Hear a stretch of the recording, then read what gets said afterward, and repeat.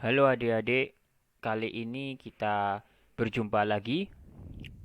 Kita akan belajar bersama tentang arus listrik bolak-balik atau alternating current AC. Setelah kita kemarin belajar tentang komponen elektronika, sekarang kita akan belajar bersama tentang arus AC. Langsung saja, arus AC adalah arus yang besar dan arahnya berubah-ubah setiap waktu. Arus AC ini biasanya berbentuk gelombang. Ada 3 macam bentuk gelombang pada arus AC, yaitu gelombang sinus, gelombang gergaji, gelombang persegi.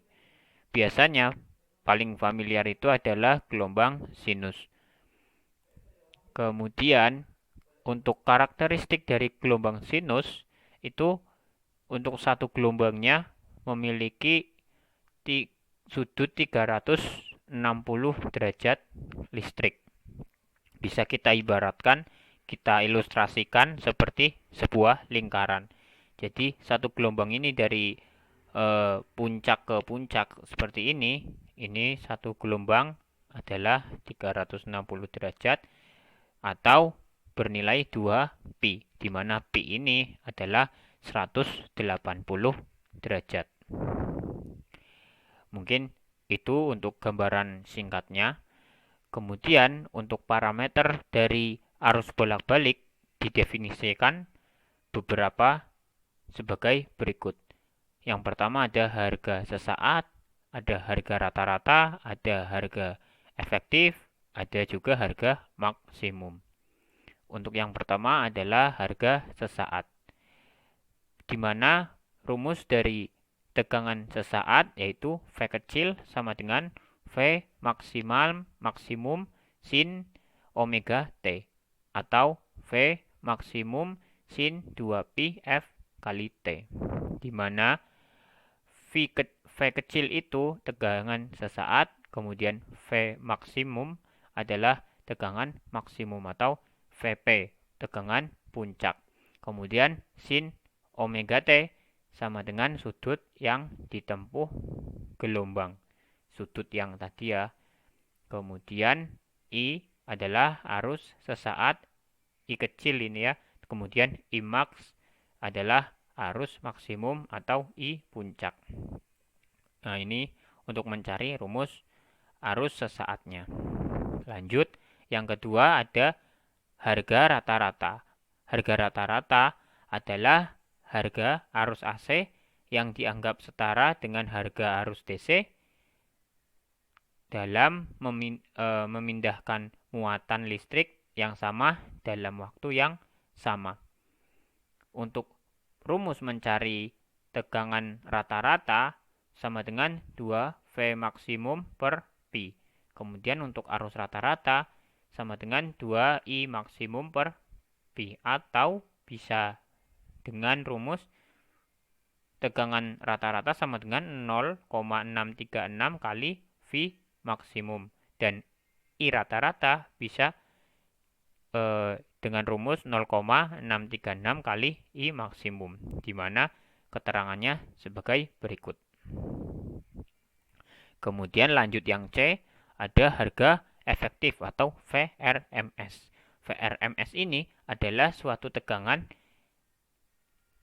yang nilainya diukur berdasarkan listrik arus searah, yang mana keduanya akan menghasilkan daya yang sama jika dikenakan pada beban yang sama pula. Jadi harga efektif ini adalah harga tegangan AC yang dapat diukur dengan tegangan arus searah. Contohnya adalah alat ukur multimeter, di mana multimeter itu di dalamnya kan ada baterai.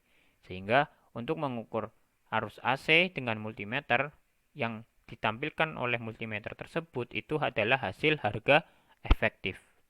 Misal kita mengukur tegangan PLN dengan menggunakan multimeter dan menunjukkan hasil 220 volt, maka 220 volt itu adalah tegangan efektif dari PLN. Di mana di sini kita lihat suatu gelombang sinus nilai VRMS ini di sini. Kemudian di sini ada VP atau tegangan puncak atau tegangan maksimumnya. Kemudian di sini ada VPP, itu adalah tegangan peak to peak dari puncak ke puncak. Nanti akan kita bahas. Untuk mencari tegangan efektif sama dengan Vmax per akar 2 atau sama dengan 0,707 kali V maksimum. Kemudian untuk mencari arus efektif sama dengan I maksimum per akar 2 atau 0,707 kali I maksimum. Lanjut, untuk harga maksimum. Dari tadi kita membahas rumus tidak lepas dari harga maksimum. Jadi harga maksimum itu apa? Adalah tegangan puncak baik positif, ini positif ataupun negatif dengan referensi 0 volt. Jadi harga maksimum itu sama dengan VP ini. Bila kedua nilai puncak dijumlahkan, maka disebut sebagai tegangan peak to peak. Jadi yang positif ditambah yang negatif menjadi VPP atau tegangan peak to peak. Jadi kita bisa dapatkan VPP sama dengan 2 kali V maksimum, di mana di sini misal di gambar ini namanya VP, sehingga VPP sama dengan 2 VP. Lanjut, arus listrik bolak-balik atau AC juga memiliki daya yang namanya daya. Daya listrik didefinisikan sebagai kecepatan aliran energi listrik pada satu titik jaringan listrik tiap satu satuan waktu. Biasanya satuannya adalah watt atau joule. Dalam listrik AC terdapat 3 jenis daya, yaitu daya nyata disimbolkan P, satuannya biasanya ada yang menyebut watt, ada juga yang menyebut VA, volt ampere. Kemudian yang kedua ada daya semu yang satuannya watt, disimbolkan S. Kemudian daya reaktif disimbolkan Q, satuannya adalah var, volt ampere reaktif. Kemudian yang akan kita bahas pertama ada daya nyata. Daya nyata adalah daya yang diserap oleh beban resistif. Kita ingat bahwa daya itu pada rumus searah dirumuskan P sama dengan V kali I, di mana V itu tegangan kali I adalah arusnya. Tetapi ketika kita ingin mencari nilai daya pada arus AC atau bolak-balik, itu kita harus melibatkan cos Pi, di mana cos Pi ini adalah faktor daya. Ini contoh dari gambaran gelombang dengan beban resistif. Jika beban itu bersifat resistif murni, maka di sini tidak ada beda fasa, sehingga cos Pi di sini nilainya adalah 1. Karena di sini beda fasanya 0, sehingga cos Pi sama dengan 1. Bisa kita langsung hitung P sama dengan V kali I jika bebannya resistif murni. Contoh beban resistif itu pada alat-alat elektronika yang mempunyai elemen panas seperti solder, setrika, rice cooker, dan lain sebagainya. Kemudian yang kedua ada daya semu atau daya total yang disimbolkan dengan S, adalah hasil perkalian antara tegangan efektif dengan arus efektif. Contohnya seperti pada tegangan listrik PLN 220 volt yang merupakan tegangan efektif atau VRMS. Jadi ketika kita mengukur daya dengan menggunakan multimeter itu di rumah kita dengan diketahui V berapa dan I berapa, kemudian kita kalikan, itu adalah nilai daya semu, daya total. Karena sudah memiliki beban yang bervariasi untuk misalkan daya pada rumah kita.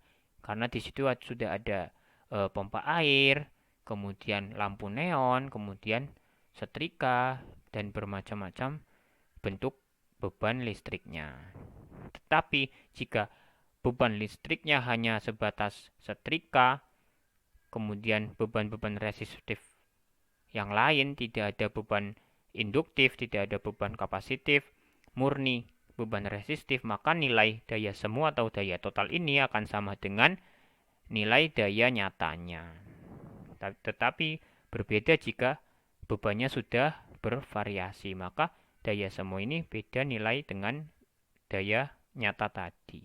Kemudian yang ketiga ada daya reaktif yang disimbolkan dengan Q dengan satuan var volt ampere reaktif. Daya reaktif adalah daya yang dibutuhkan untuk membangkitkan medan magnet di kumparan-kumparan beban induktif. Gunanya apa? Gunanya untuk menginduksi dan menimbulkan medan magnet pada beban-beban induktif. Contohnya misal beban induktif adalah pompa air, maka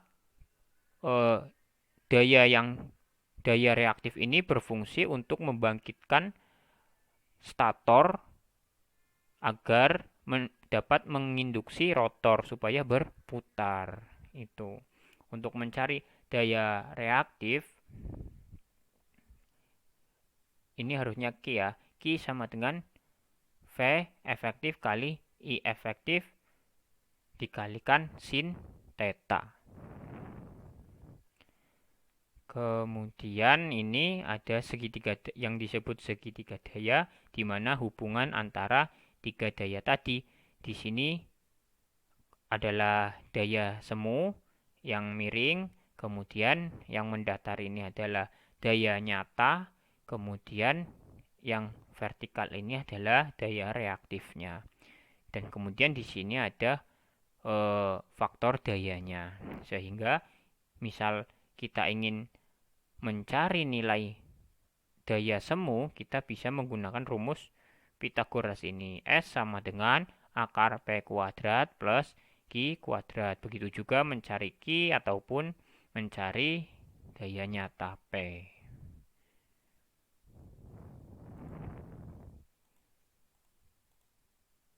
Ya mungkin untuk materi arus bolak-balik cukup. Nanti jika ingin berdiskusi silakan